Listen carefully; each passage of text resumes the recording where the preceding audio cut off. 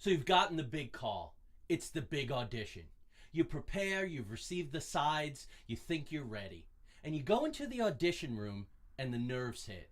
Not only are you about to do what you need to do, but suddenly you look around the room and there's a dozen other actors that look exactly like you. And you recognize some of them. And you know that they're further along in their career, or maybe they've auditioned for the same part as you recently and they've beaten you out. Maybe numerous times. So again, you really start to panic, which of course is the enemy of the actor. So keep in mind the tips that I'm going to give you today and in our next episode, and you can go in with confidence and get the roles you want.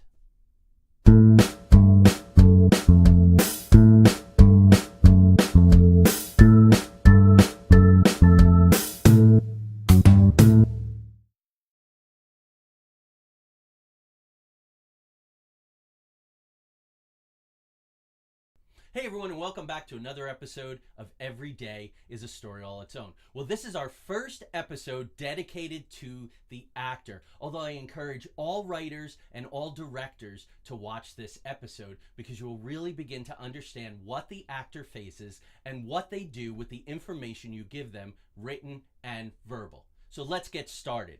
The first thing that you're going to learn to do is to mark up your script. Now this becomes really important because I'm going to let you in on a secret. The best readers make the best auditioners. And here's why, just to get a little bit technical. We're talking here about fluency and prosody. We're talking about rhythm, we're talking about intonation, we're talking about pace. And if you can't get those things under control and be a really good reader, you can't comprehend the script. You can't mine all the subtext. You can't find the arc. You can't see the way the story is unfolding. And years of my teaching career have gone into figuring this out. So how do I mark the script?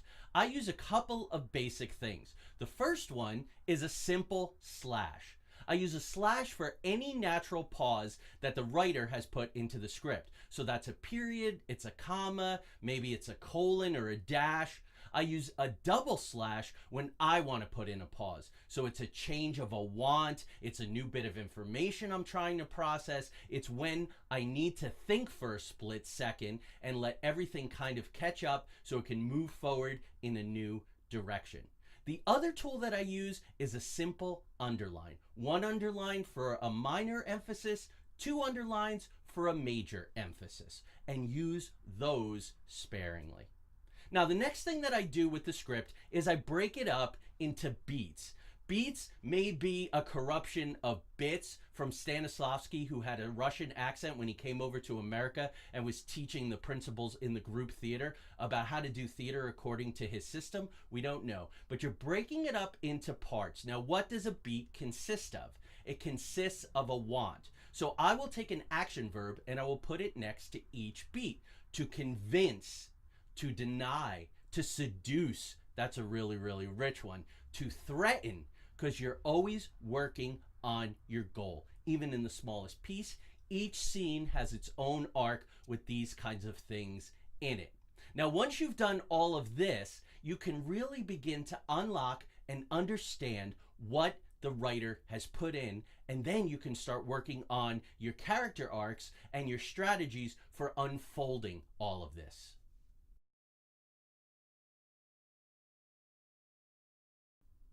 Step 2 is getting the most out of your voice. Because a lot of actors talk about the body as being an instrument. And in the next segment, I'm going to talk about that because it really is true.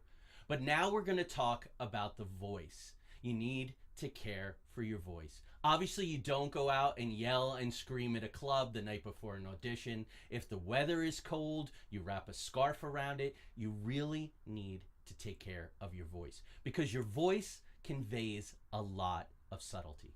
Think about your favorite actors who have a dynamic vocal quality. They can convey the subtle and they can convey the grandiose. They're using rhythm, they're using pace, and they're using it very consciously because they're breaking down the script using very similar methods to what I discussed in the last segment. Now, some of the actors I think about when I think about great vocal quality are Al Pacino or Tom Hanks. Tom Hanks is like a singer with 3 octaves. He can go down low and he can go way up high.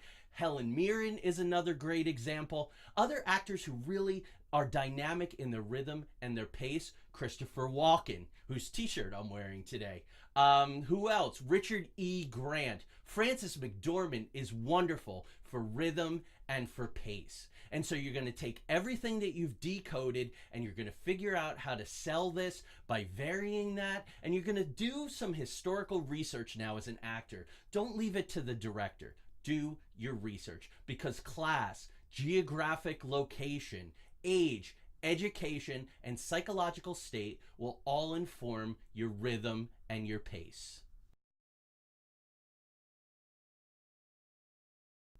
Now, connected to voice, quality, rhythm, and pace is the exact opposite. The pause. A little bit of silence. In music, they call it the caesura, and it is just as important as the sound that is made. Well, the famous acting teacher, Sandy Meisner, who I've already talked about a little on this show, he said that a pause is not nothing. What a golden nugget of wisdom. Now, why do we use pauses?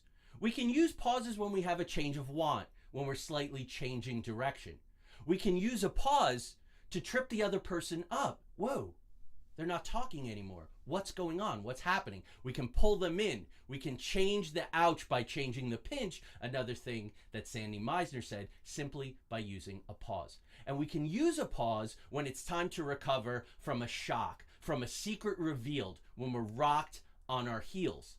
And sometimes a pause comes because they're searching for the exact right way to get what they want, to get the thing that they want by changing tact. Now think about when you have an argument and you get so frustrated that the words just aren't coming, and you could be talking gibberish, but you're going to stop and find that exact right thing to say. So don't be afraid of the pause. It's your friend. Bad actors are taught to be loud and be fast and get on with it and don't stop for anything because that's what the audience loves. And maybe that works in some musical theater, but that's about all that it works for.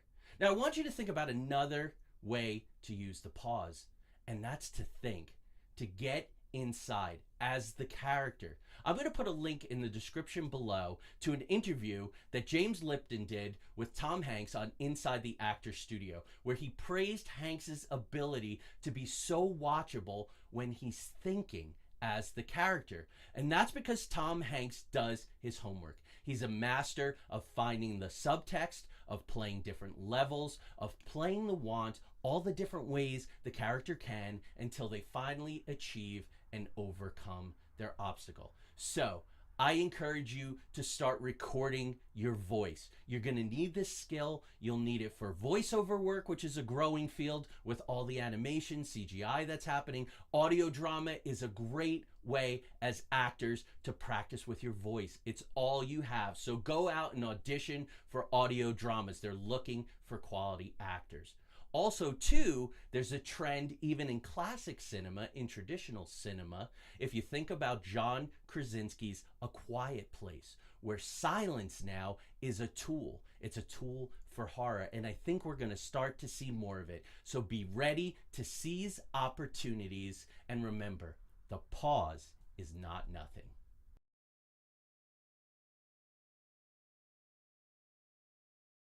Now let's talk about use of the body.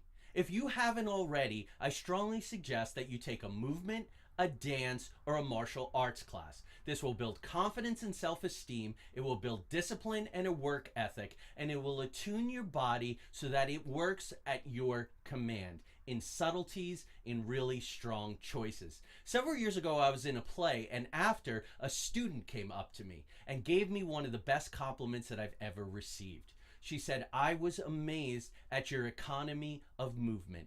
Every single one of your gestures was tied to the story, it was tied to the dialogue and the subtext, and it was fascinating to watch. If you watch your favorite actors, they work in a very efficient way." First of all, on camera, you have to be that way because the camera exaggerates all kinds of movement.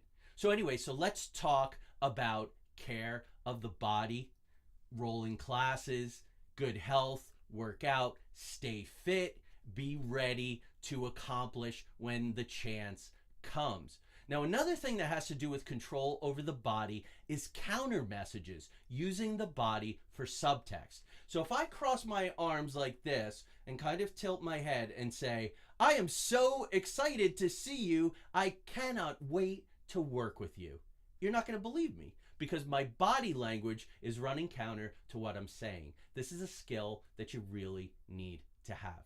Now, when you're building a character, when you're getting ready for your audition, there's 3 areas of the body that I really want you to focus on. The first one is the spine. Now, spine is a great word. Literal spine in the body, which leads right to the core of the body. Very, very important. But also the spine characters have spines in the writing, and the story has a spine, otherwise known as the through thread or the super objective. So it's spine, spine, spine. A person who stands totally erect and upright, maybe they had a military career, they have a lot of pride. The spine is up, the shoulders are back, the chest is out. Conversely, if you bend that spine, it may show age, it may show some kind of injury, or it may show that the weight of the world is literally taking you down and making you small. Now you could run counter with that and go, I am so ready to take on this job. You don't even realize it, but what you're conveying is you're totally not.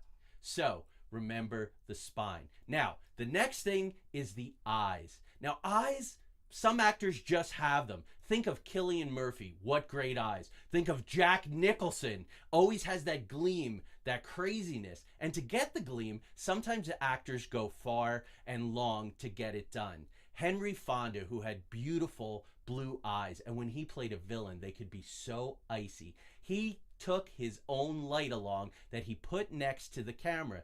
Now these days, and I'm using one right now, we use ring lights, and a lot of YouTubers love to use ring lights because it lights up those eyes. So pay attention to actors and their eyes. Again, it can convey subtext or it can say exactly what is going on. You can use those eyes to literally look through a person.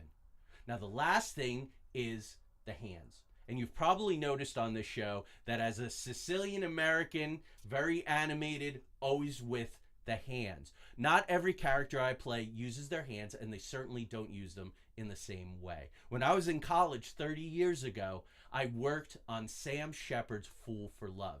And I made a decision. I was frustrated with the character, and frankly, I was frustrating the teacher. I was scared of the shadow aspect of the character. I wasn't ready to embrace it. So I needed to work from the outside in, and I chose my hands. The decision I made that this man, being a rancher, he had worn down all of the feeling in his fingertips. So in order for him to really feel anything or to feel a person, he had to hold on to them so tight, which seemed violent, but it was his way of connecting. So that is the eyes, it's the hands, and the spine. Now I want you to watch a couple of actors. I'm going to put up some pictures and you should go find the films, find the videos. One of the actors is Leonardo DiCaprio early in his career when he was in Gilbert Grape. And he did this great thing where he moved his finger along. Gilbert, I need your help, Gilbert. It drew us to his face, his eyes, so expressive, but also a blankness there because he was struggling. He wasn't all there. And it was very fascinating to always draw that right in target to Gilbert, to his line, to his thread. Another actor who sometimes is underrated or just known for being a pretty face, but who can be very brilliant is Brad Pitt. And in 12 Monkeys, he plays this character, Jeffrey, who's in an insane asylum. And his hands are moving all the time, as if he's connecting with the ether because he's just out of his mind. And he's talking about games and conspiracies, and the guy wants to use the telephone. Telephone. Oh, that's outside communication. That's doctor's discretion. You have to watch. But then he puts his finger in his mouth. He stops all movement, and he thinks. So be really conscious of how you use your hands.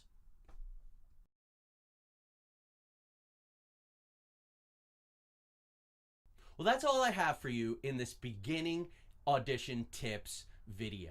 Now, next time, we're going to go into more advanced things. But let's quickly review before I leave you the 3 major things that you should be working on. The first is marking the text, getting those pauses right, getting your rhythm and your pace right, and also so you can unload all the rich subtext that the writer has put in there. The next thing you're going to do is you're going to work on your voice. You're going to take all that information that you have and you're going to translate it to the delivery with your voice. And the last thing you're going to do is you're going to build the character, the body, through the spine, through the eyes, and through the hands. Well, I want to thank you for watching. This has been really encouraging. We're making progress. We're trying different new things all the time. The feedback has been great. We're impacting people's lives. So please, if you like this video and you found it valuable, please like it. Please subscribe and join our community. Make sure to hit the little bell so you're the first one to know when there's a new video out about acting, writing, or directing. And we'll see you next time. And remember,